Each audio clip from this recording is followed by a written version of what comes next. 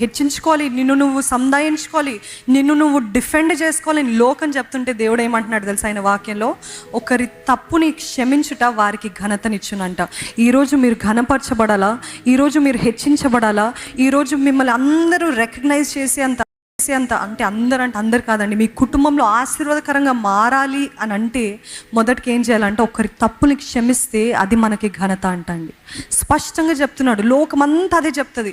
You do not have to bow down to anybody, you do not have to compromise, you do not have to forgive. ఇవన్నీ చేయకూడదు, వారిది తప్పైతే వాళ్ళని అడగని అని అంటది. కానీ దేవుని వాక్యం, దేవుని రాజ్యం లోకానికి విరుద్ధము.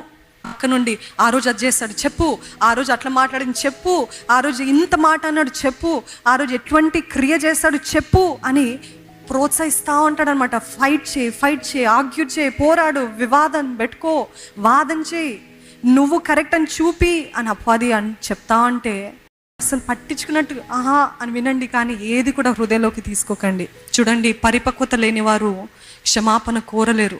It takes real maturity to say I am sorry. నిజంగా ధైర్యవంతులే చెప్పగలుగుతారు.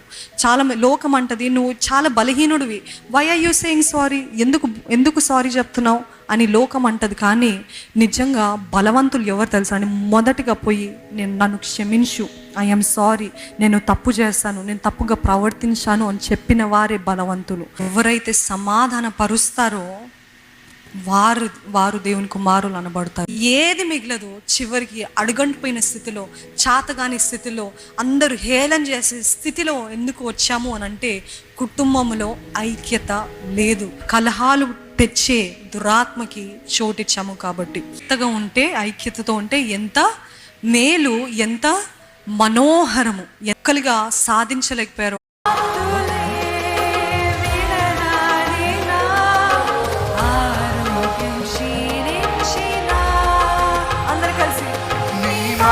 చాలయ్యా, నీ చూపు చాలయ్యా, నీ తోడు చాలయ్యా, నీ నీడ చాలయ్యా, నీ మాట చాలయ్యా, నీ చూపు చాలయ్యా, నీ తోడు చాలయ్యా, నీ నీడ చాలయ్యా, నీ ఉంటే నాకు చాలు.